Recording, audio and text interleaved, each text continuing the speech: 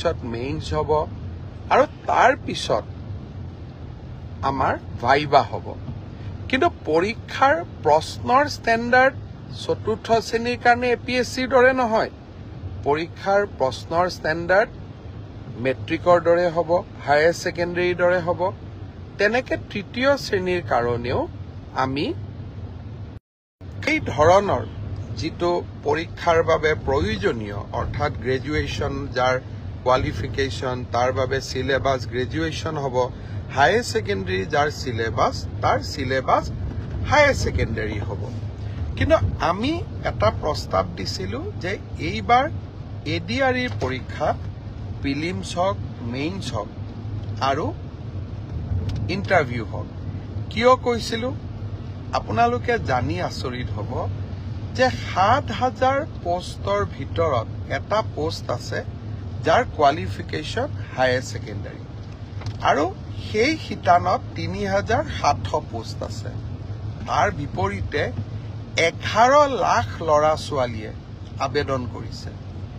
১১ লাখ ল'ৰা ছোৱালীক যেতিয়া আমি পৰীক্ষা পাতিব যাম এটা পৰীক্ষা কেন্দ্ৰত যদি ৫০০তকৈও আমি ল'ৰা ছোৱালী বহাৰ সুবিধা দিওঁ আমাক ২১০০ পৰীক্ষা কেন্দ্ৰ লাগিব আৰু ২১০০ পৰীক্ষা কেন্দ্ৰত সমানে এটা পৰীক্ষাৰ কোৱালিটি মেইনটেইন কৰাটো অসম্ভৱ প্ৰত্যাহ্বানমূলক হৈ পৰে যেতিয়া আমি 2,100 পৰীক্ষা কেন্দ্ৰত আমি পৰীক্ষা পাতিম কৰবাত ইনভেজিলেটৰজন ইমান ভাল কোৱালিটিৰ নহ'ব পাৰে কৰবাত লিকেজ থাকিব পাৰে কৰবাত চাকৰিত ইজনে সিজনক সহায় কৰাৰো অভিযোগ থাকিব পাৰে যদি আমি প্ৰিলিমছত এই অভাৱ বা অভিযোগ যিসমূহ থাকিসমূহৰ পৰা আমি যেতিয়া প্ৰিলিমছৰ পৰীক্ষাৰ ফলাফল দিম প্ৰিলিমছত 1 লাখ ল'ৰা ছোৱালীয়ে পাছ কৰিব আৰু 1 লাখ ল'ৰা ছোৱালীক আমি যেতিয়া মেইনছ পৰীক্ষা পাতিম তেতিয়া তাত পৰীক্ষাৰ কোৱালিটিটো আমি খুব সূক্ষ্মভাৱে মেইনটেইন কৰিব পাৰিম অৰ্থাৎ শেষলৈ গৈ যোনে চাকৰি পাব তাত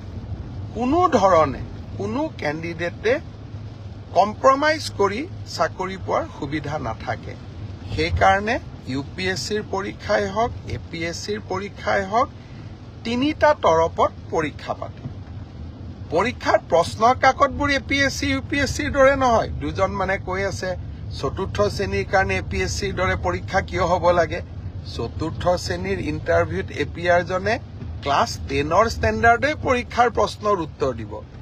কিন্তু প্ৰিলিমছ আৰু মেইনছৰ মাজেদি যেতিয়া সৰকি আহিব তেতিয়া চাকৰি যোগ্যজনে পাব মোৰ এটাই লক্ষ্য আছিলে যে চাকৰি যাতে যোগ্যজনক বাদ দি আন কোনোৱেও নাপায় কাৰণ চৰকাৰী চাকৰি যোগ্যতাৰ আধাৰত হলে আমাৰ ছাত্ৰ ছাত্ৰীসকলৰ শিক্ষা ব্যৱস্থাৰ ওপৰত আস্থা উভতি আহে যোৱাবাৰ আমাৰ এটা পৰীক্ষাত কেণ্ডিডেট আছিল 6 লাখ এইবাৰ এটা পৰীক্ষাত হ'ব আমাৰ কেণ্ডিডেট 11 লাখ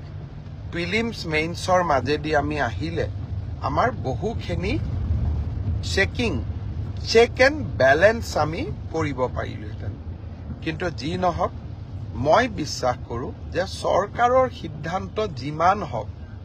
আমি বিতৰ্কৰ ঊৰ্ধত ৰাখিব লাগে দুই এজন ৰাজনৈতিক দলে হওক আমাক বেয়া পোৱা দুই এজন ব্যক্তিয়ে হওক চৰকাৰৰ প্ৰতিটো কথাতে তেওঁলোকে বিতৰ্ক হোৱাটো বিচাৰে আৰু বিতৰ্কৰ পৰা তেওঁলোকৰ যে কিবা লাভ হয় এনেকুৱা নহয় যেন বিতৰ্ক কৰি চৰকাৰখনৰ ভাল প্ৰচেষ্টাসমূহকো তেওঁলোকে যাতে কৰবাত নিগেটিভিটিলৈকে ৰূপান্তৰ কৰিব পাৰে সেইবাবে ময়ো সাৱধানে থাকিব খুজিছো এইবাৰ আমি প্ৰিলিমিনাৰী পৰীক্ষা নাপাতো মেইনছ আৰু ভাইবা ভচিৰ মাজেদিয়ে আমি পৰীক্ষাৰ ৰিজাল্ট দিম অৱশ্যে 11 লাখ ছাত্ৰ ছাত্ৰীয়ে যেতিয়া 2100 পৰীক্ষা কেন্দ্ৰত পৰীক্ষা দিব ই এটা ভীষণ প্ৰত্যাহ্বানমূলক হ'ব কেনেকে পৰীক্ষা পাতিব পাৰিম 2100 স্কুল কলেজ ই এটা ডাঙৰ প্ৰত্যাহ্বান হ'ব চৰকাৰী বিষয়াসকলে এই বিষয়ে আলাপ আলোচনা আৰম্ভ কৰিছে। ৰাইজৰো সহযোগিতা লাগিব। কি ধৰণে পৰীক্ষাটো বিতৰ্কৰ ওপৰত ৰাখিবৰ কাৰণে ৰাইজৰো আমি সহায় ল'ব পাৰোঁ তাৰ বিষয়ে আমি চিন্তা চৰ্চা কৰিছোঁ। সময়ত আমি আপোনালোকক কম। 3 অক্টোবৰৰ পৰা পুলিচৰ ইণ্টাৰভিউ আৰম্ভ হ'ব। তাত এনেকুৱা কোনো অসুবিধা নাই। যোৱাবাৰ যেনেকৈ নিযুক্তি হৈছিল এইবাৰো হ'ব। আৰু শিক্ষকৰ নিযুক্তিৰ ক্ষেত্ৰতো আমি ইতিমধ্যে ব্যৱস্থা আৰম্ভ কৰিছোঁ আৰু ইয়াতো বহুত বেছি বিতৰ্কৰ অৱকাশ নাই। আৰু এইবিলাকত নিশ্চিত কোৱালিফিকেশ্যন লাগে কাৰণে কেণ্ডিডেটৰ সংখ্যাও কম। কিন্তু তৃতীয় আৰু চতুৰ্থ শ্ৰেণীত এইবাৰ অসম্ভৱ প্ৰাৰ্থীয়ে আবেদন কৰিছে। সৰ্বমুঠ 18 লাখ আবেদন এই 14,000 পোষ্টৰ কাৰণে আমাৰ ওচৰলৈ আহিছে। যি কি নহওক, দুই এজনে সুধি আছে যে চিলেবাছ কেতিয়া দিব। মই